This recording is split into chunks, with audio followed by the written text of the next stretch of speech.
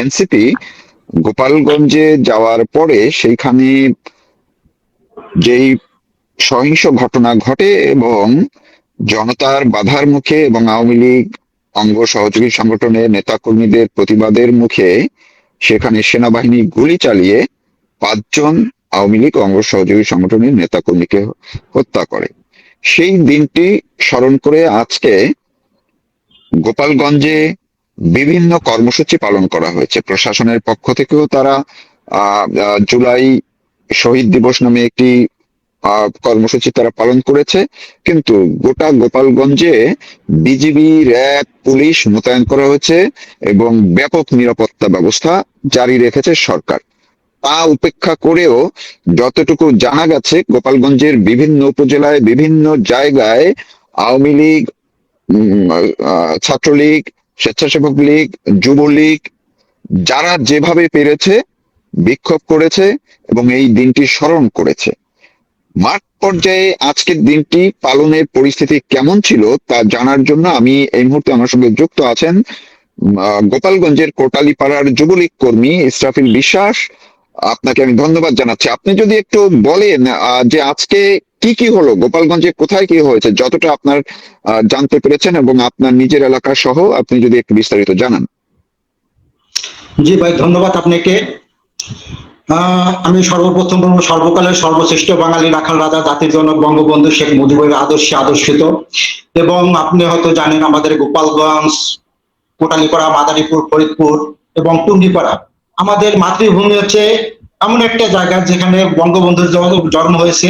সেই তার জন্ম না হলে হয়তো আমাদের দেশটা এত মানুষের কাছে পরিচিত হতো না, এবং তার জন্ম না হলে হয়তো আমাদের যে প্রজন্মটা, এই প্রজন্মটা আমরা মানসিক ভাবে চলতে পারতাম না এবং সচ্ছল ভাবে চলতে পারতাম না।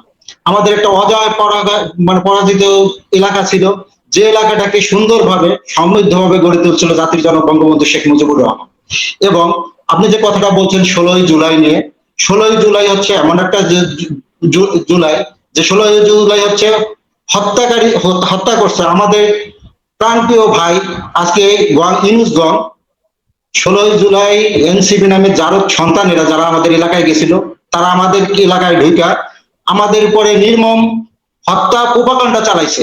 এবং আমাদের জাতির জনক বঙ্গবন্ধুকে নিয়ে তারা উক্ত বাক্য স্বরে যখন কথা বলছিল, তখন কিন্তু আমাদের আওয়ামী লীগ এবং বিএনপি না, সারা দলমল নির্বিশেষে কিন্তু রাজপথে নেমেছিল এবং তার প্রতিফলন ঘটিয়েছিল যে তাকে নিয়ে কটূক্তি করার জন্য কিন্তু আমরা রাজপথে নেমেছিলাম। এবং সেই রাজপথে নেমে আমরা যতটুকু পারছি তাদের সঙ্গে লড়াই সংগ্রাম করছি। সেই লড়াই সংগ্রামের ভিতর দিয়ে দেখেন আমাদের যে প্রিয় ভাই, আমাদের পাঁচটি ভাই আজকে আজকের এই দিনে তারা শহীদ হয়েছেন। এটাই হচ্ছে প্রকৃতি শহীদ।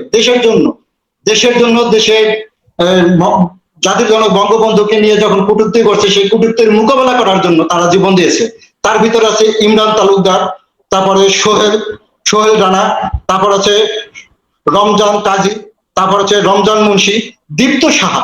এই যে পাঁচটি প্রাণ, এই 5টি প্রাণ যারা দিয়েছেন বঙ্গবন্ধুকে ভালোবেসে এবং দেশকে ভালোবেসে, তাদের শহীদ হয়েছে। এটা হচ্ছে প্রকৃতি শহীদ। যারা রাজপথে বুক টান করে দিয়ে তারা আন্দোলন করার বিনিময়ে তাদের জীবনটাকে দান করে গেছে আজকে আমাদের জন্য। এজন্য তাদের ঋণ আমরা কোনোদিন ভুলতে পারবো না, এবং মাননীয় প্রধানমন্ত্রী দেশরত্ন শেখ হাসিনা কোনোদিন তাদেরকে ভুলবে না। সেই উপলক্ষে আজকে যে দিবসটি পালন হচ্ছে, আজকে হচ্ছে 16ই জুলাই গণহত্যা দিবস। গোপালগঞ্জ কোটালীপাড়ায় গণহত্যা দিবস হিসেবে পালিত হয়েছে। এবং এই পালিত হওয়ার কারণে ভাই আজকে দেখেন সারা বাংলাদেশ কিন্তু আমাদের দেশে একটি স্বীকৃতি দিয়েছে। সারাটা বাংলাদেশে আমার মনে হয় কি 3000-এর চেয়ে অধিক বেশি প্রোগ্রাম হয়েছে গণহত্যা দিবস হিসাবে।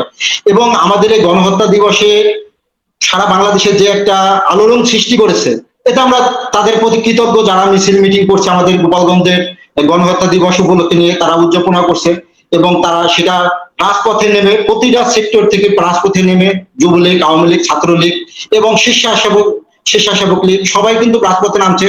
সারা বাংলাদেশে এমন কোন জেলা নেই সেই জেলার ভিতরে প্রোগ্রাম 2টা, 1টা, 3টা প্রোগ্রাম না হয়েছে। তাদেরকে আমি সাধুবাদ জানাই। আমি গোপালগঞ্জের সন্তান হিসাবে তাদের প্রতি আমি কৃতজ্ঞ। কিন্তু আজকে দেখেন, আজকে 16ই কালো দিবস হিসাবে, 16ই জুলাই হিসাবে আজকে যেভাবে আমাদের প্রতি অন্যায় অবিচার করছে পিনুষগণ, এই অন্যায় অবিচারের পক্ষ থেকে আমাদের অনেক ভাই আজকে ল্যাংড়া হয়ে আছে, নুলা হয়ে আছে, এবং অনেক ভাইদের শরীরের ভিতর গুলিবিদ্ধ আছে, তারাও কিন্তু করতে পারতেছে না, যে ডাক্তার দেখাবে ডাক্তার দেখাইতে পারতেছে না। কেননা আমাদের নামে মিথ্যা প্রপাকাণ্ড, মিথ্যা মামলা হামলা দিয়ে আমাদের গোপালগঞ্জের যে ভাই ব্রাদারের প্রতি এমন একটাই করছে যে আমরা বাড়ি ঘরে যেয়ে থাকতে পারতেছি না, বাড়ি ঘরে যেয়ে ঘুমাইতে পারতেছি না, আমাদের পুরো শূন্যতা বলা যায়। কিন্তু পুরো শূন্যতার ভিতর দিয়ে আজকে আমরা যে যেখানেই থাকি না কেন, আমরা কিন্তু, আপনি হয়তো দেখতে পাচ্ছেন যে আজকে 4-5 দিন যাবৎ প্রতিদিন রাত্রে মশাল মিছিল হচ্ছে, সকালে মিছিল হচ্ছে, বিকেলবেলা মিছিল হচ্ছে, আজকে অনেক জায়গায় মিছিল হয়েছে, সারা বাংলাদেশে সব জায়গায় মিছিল হয়েছে, হয়তো আজকে রাত্রেও বেলা অনেক জায়গায় মিছিল হবে। হ্যাঁ, এরকম ভাবে আমরা কার্যকলাপ গুলো চালিয়ে যাচ্ছি ভাই। জি, আপনার গোপালগঞ্জের আজকে কি কি হলো, যে সেটা যদি একটু বলেন। আজকে গোপালগঞ্জে দেখেন, আজকে গোপালগঞ্জের যে পরিস্থিতিটা, গোপালগঞ্জের মাটিতে আপনার বিজেপি মোতায়েন করেছে, সেনাবাহিনী মোতায়েন করেনি, বিজেপি র্যাব বিপি দিয়ে তারা এমন একটা ভাবে রাস্তাঘাট দিন রাত 24 ঘন্টা তারা পাহারায় রাখতেছে, এবং টলের উপরে টল চলতেছে। আমাদের প্রতিটা বাড়ি বাড়ি যে রাত্রিবেলা তারা চেক দিচ্ছে, মা বোনদেরকে হয়রানি করতেছে, এবং মা বোনদের সঙ্গে খারাপ ব্যবহার করতেছে। যারা আমরা রাজপথে মিছিল মিটিং করতেছি, কি করতেছি, আমাদের প্রতিটা ফ্যামিলিতে যে যে তারা হুমকি দামকি দিচ্ছে, এবং আমাদের প্রতি যতটুকু পারতেছে তারা প্রশাসন দিয়ে যত প্রোপাগান্ডা আছে আমাদের দিয়ে ছড়াচ্ছে, এবং আমাদের নিরীহ, আপনি দেখতে পাচ্ছেন যারা মিছিল মিটিং এ যায়নি, গতকালকে আমাদের 11টা ভাইকে অ্যারেস্ট করেছে। যারা মিছিল মিটিং করে নাই, হয়তো ফেসবুকে পোস্ট করছে, এই কারণে তাদেরকে 11 জনকে অ্যারেস্ট করছে। আপনি দেখতে পাচ্ছেন ভাই। গতকালকে, হ্যাঁ। জি। আজকে কাউকে এখন পর্যন্ত অ্যারেস্ট করছে কিনা, অ্যারেস্ট হয়েছে কিনা কেউ? আজকে আমার জানার মতে এই পর্যন্ত হাতিরঝিলে 4 জন অ্যারেস্ট হয়েছে। হাতিরঝিলে একটা মিছিল করতে গেছিল আমাদের না না, আমি মানে আপনার গোপালগঞ্জের কথা বলছি, গোপালগঞ্জে। গোপালগঞ্জ আজ পর্যন্ত এখন পর্যন্ত অ্যারেস্ট হয় নাই, হয়তো রাত্রে হয়তো প্রোপাগান্ডা চালাবে, এবং সেই হিসাবে সবাই সতর্কবাণী নিয়ে থাকতেছে। আচ্ছা, আরেকটা বিষয়, যে আপনি একেবারে যেখানটায় আপনার কোটালীপাড়া কিংবা গোপালগঞ্জ, টুঙ্গিপাড়া, এই অঞ্চলটা এখন কি অবস্থা? ওইখানে তো ক্ষমতায় সরকার আছে এখন বিএনপি, ওইখানকার এমপি হচ্ছে বিএনপি, এবং সেখানে ওই যে জুলাই শহীদ প্রশাসন সবই হচ্ছে তাদের পক্ষে।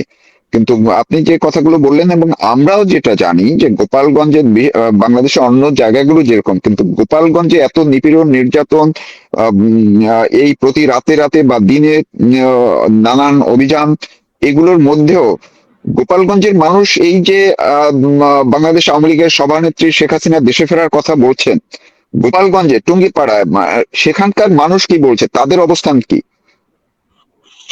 ভাই, আপনি হয়তো জানতে পারছেন যে মাননীয় প্রধানমন্ত্রী দেশরত্ন শেখ হাসিনা, আমাদের আপা, সে আসবে, সে ঘোষণা দিয়েছে আসবে, এবং আমরাও তাকে আনবো। আমাদের জীবনের বিনিময় হলো আমরা তাদেরকে আনবো, এবং সে যদি আসে, তার জন্য, তাকে আনার জন্য আমাদের যতটুকু করা দরকার, আমাদের জীবনের বিনিময় তাকে আমরা জীবন দিয়ে হলো তাদেরকে আমরা রক্ষা করে রাখবো, এবং তাকে আমরা আনবো।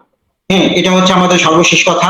আর আমি আগেই বলছি যে আমাদের গোপালগঞ্জ, কোটালীপাড়া এবং টুঙ্গিপাড়া, আমাদের মাদারীপুর, শরীয়তপুর, খুলনা, রাজশাহী, আমাদের এটা হচ্ছে একটা গোপালগঞ্জের ঘাঁটি।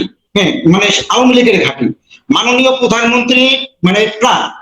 আমরা আমরা মনে করি আমাদের দেহ যদি এরকম থাকেও, তারপর আমাদের প্রাণ হচ্ছে মাননীয় প্রধানমন্ত্রী দেশরত্ন শেখ হাসিনা আপা। কেননা 5ই আগস্টের পরে হয়তো দেখতে পাচ্ছেন, 5ই আগস্টের পর থেকে আমরা যেভাবে লড়াই সংগ্রাম চালিয়ে যাচ্ছি, এবং কি আমাদের গোপালগঞ্জের মাটিতে কোন সরকার আজও পর্যন্ত স্বাধীনতার পর থেকে কিন্তু যে একটা উচ্চ বাক্য স্বরে জাতির জনক বঙ্গবন্ধু শেখ মুজিবের নামে কোনো কথা বলতে পারেনি। জিয়াও যে টিকতে পারে নাই, ইরশাদও যে টিকতে পারে নাই, এই যে এনসিপিও যে টিকতে পারে নাই। আমার মনে হয় বিগত কোনো সরকারও যাওয়ার মতো সাহস করবে, এবং সেখানে কোনো আমাদের প্রতি সেই সাহস দেখিয়ে আমাদের এলাকায় যাবে। কেন আমাদের একটা জিনিস আমরা মনে করি, মাননীয় প্রধানমন্ত্রী দেশরত্ন শেখ হাসিনা আমাদের শুধু গোপালগঞ্জে না, সারা বাংলাদেশে। আজকে দেখেন, একটা রিক্সা চালক, সে বলতেছিল আমি আগেই ভালো ছিলাম, একটা দিনমজুর বলতেছে আমি আগেই ভালো ছিলাম। আগে দেখেন, মাননীয় প্রধানমন্ত্রী পঙ্গু ভাতা দিয়েছে, বয়স্ক ভাতা দিয়েছে, বৃদ্ধ ভাতা দিয়েছে, তারপর আপনার প্রেগনেন্সি ভাতা দিয়েছে। ভিক্ষুক, ঢাকা শহরে আগে ভিক্ষুক পাওয়া যেত না, ভিক্ষা কাকে দেবো। আর এখন দেখেন, মানুষ খেতে পাচ্ছে না। আজকে দেখেন কোন পরিস্থিতিতে যে দেশটা যে দাঁড়িয়েছে। হুম। জি, জি, অনেক অনেক ধন্যবাদ আপনাকে। আপনি সাবধানে থাকেন। আমি জানি যে আপনি এলাকায় থাকলেও আত্মগোপনেই আছেন। সাবধানে থাকেন, নিরাপদে থাকেন।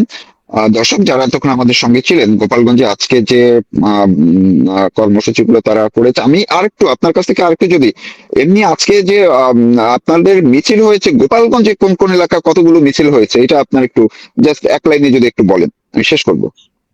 ভাই আমি মামলা সংক্রান্ত ব্যাপারে আমি এই জিনিসটা বলবো না যে কোন কোন মামলা এলাকায় নয়, হয়েছে। আচ্ছা আমি আচ্ছা আমি আচ্ছা আচ্ছা কোন কোন এলাকায় মিছিল গুলো হয়েছে এগুলাকে আমরা এক জায়গায় মিছিল হলে আমরা অন্য জায়গায় নাম দিচ্ছি, এক জায়গায় মিছিল হলে আমরা অন্য জায়গায় নাম দিচ্ছি, এই কারণে আমি এগুলো আচ্ছা, বলবো না, কারণ নিরাপত্তার আমাদের কারণে আপনি বলবেন না।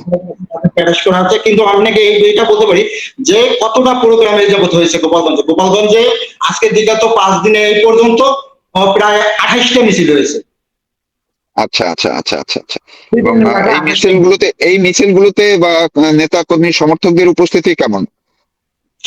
আপনি প্রতিটা মিছিলই দেখতে পারবেন যে আমাদের নেতা কর্মীরা যারা আছে, যারা হয়তো দূরে দূরান্ত ছিল, যারা আত্মগোপন ছিল, প্রতিটা মিছিলে তারা সামনের সারিতে থাইকা মিছিলগুলো করার জন্য চেষ্টা করতেছে এবং তারা যেভাবে আমাদেরকে সাহায্য সহযোগিতা করে আমাদের মিছিল প্রোগ্রাম গুলো করার জন্য আমাদের উদ্বুদ্ধ দিচ্ছে। জননেত্রী শেখ হাসিনা 2024 সালের 5 আগস্টে ভারতে চলে যাওয়ার পর প্রতি একদিন বা 2 দিন পর পর বা প্রতিদিন আমি আপনাদের সামনে যে বক্তব্য নিয়ে হাজির হই, সেই প্রথম থেকে এই বক্তব্যের শিরোনাম ছিল শেখ হাসিনা বীরের বেশে আসবেন ফিরে বাংলাদেশে। এই স্লোগান নিয়ে আমি আমার বক্তব্য শুরু করেছিলাম 2 বছর আগে।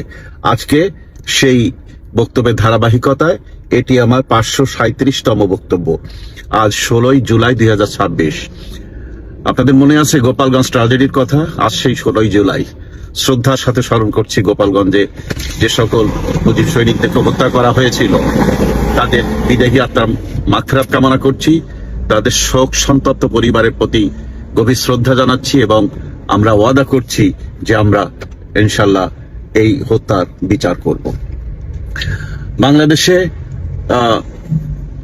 মন্ত্রী শিক্ষামন্ত্রী এহসানুল হক মিলনের পদত্যাগের দাবিতে শিক্ষার্থীরা এখনো আন্দোলন করছে, কিন্তু তাদের আন্দোলনের এই 2 দিন পার হলো।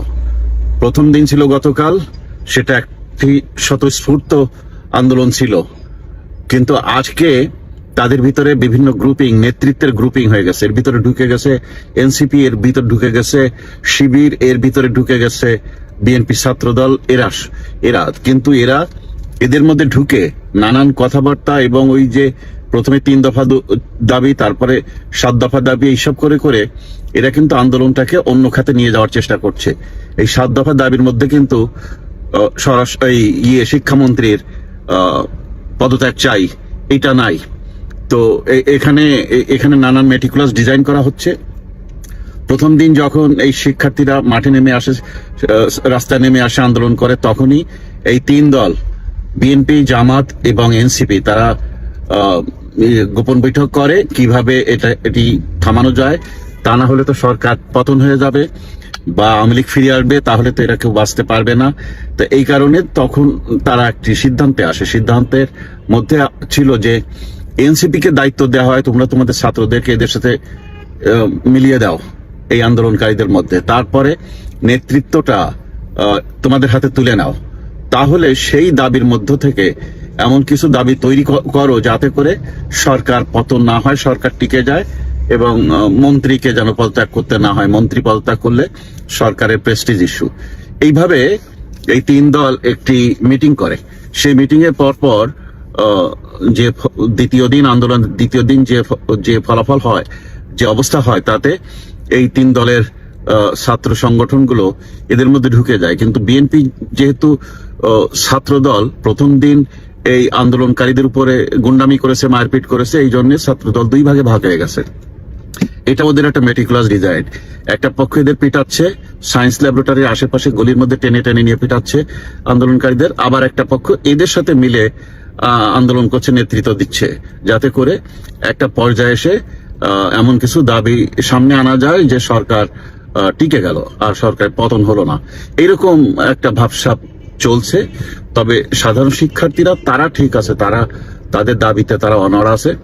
এখন আমাদের পক্ষ থেকে, আমাদের নেত্রীর পক্ষ থেকে এই আন্দোলনকারীদের প্রতি আমরা অভিনন্দন জানাই। নেত্রী বলেছেন যে জুলাই আন্দোলনে যারা অন্যায় করেছে আমরা তাদেরকে তাদের উপরে, তারা আমার নাতিপুতনি বয়সের সবাই, এদের উপরে আমার কোনো অভিযোগ নাই, এদের উপরে আমার কোনো রাগ নেই। আর তারা যদি আবার আন্দোলন করে আমাদেরকে ফিরিয়ে আনতে পারে তো অভিনন্দন। এবং এই আন্দোলনে যেসব নেতাকর্মী বা যেসব ছাত্রছাত্রী বা আন্দোলনকারীরা হতাহত হবেন, আহত হবেন বা নিহত হবেন, এরা প্রত্যেককে এদেরকে ক্ষতিপূরণ দেওয়া হবে।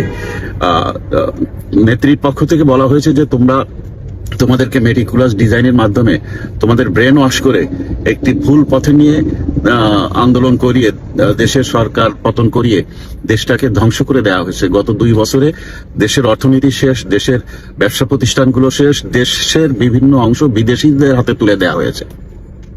ডক্টর ইউনূস রক্তের উপরে দাঁড়িয়ে জুলাই সাথে যারা জড়িত আন্দোলনে তাদের রক্তের উপর দাঁড়িয়ে ক্ষমতা এসে উনি জনগণকে কিছুই না জানিয়ে উনি বাংলাদেশটাকে তার এই সেন্ট মার্টিন দ্বীপ অথবা চট্টগ্রাম বন্দর, বিভিন্ন বন্দর, সমুদ্র বন্দর, নৌবন্দর বা বিমানবন্দর, এগুলো বিদেশিদের হাতে তুলে দিয়ে গেছে, সেই রকম চুক্তি তিনি করে গেছেন।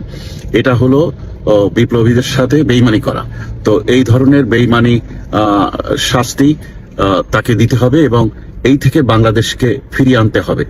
বাংলাদেশকে রক্ষার দায়িত্ব এই ছাত্র সমাজের, যারা আমাদের শিক্ষা জীবনের মধ্যে থেকেও এই ভুল মেটিকুলাস ডিজাইনের খপ্পরে পড়ে বুঝতে না পেরে দেশের স্বাধীনতা সার্বভৌমত্বকে বিপদগ্রস্ত করে তুলেছেন।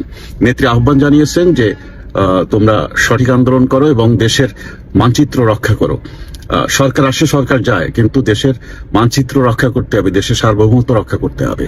তো এই বিষয়গুলোর উপরে নেত্রী আহ্বান জানিয়েছেন এবং যাতে করে শিক্ষার্থীরা সঠিক আন্দোলনের মাধ্যমে এই দেশটাকে রক্ষা করতে পারে সেই জন্য তিনি আহ্বান জানিয়েছেন।